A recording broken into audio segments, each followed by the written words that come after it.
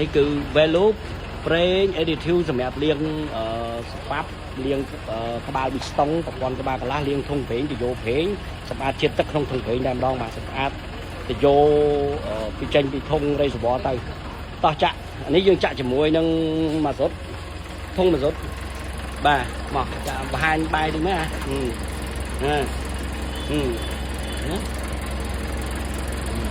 នេះគេហៅថា value បាទ value ចាក់អានេះលាយចំប្រេងម៉ាស៊ុតឬមួយក៏សាំងពី50ទៅ70លីត្របាទ50ទៅ70លីត្រការទេឲ្យឃើញព្រោះប្រេងនៅក្នុងនោះវាមានច្រើនបាទនេះសម្រាប់លាងទៅសម្អាតជាន់ស្ទុះធ្វើឲ្យប្រសិទ្ធភាពម៉ាស៊ីនហ្នឹងឃើញមានវាសម្អាតក្បាលកន្លះពីស្តុងនេះជិះក្បាលពីស្តុងហ្នឹង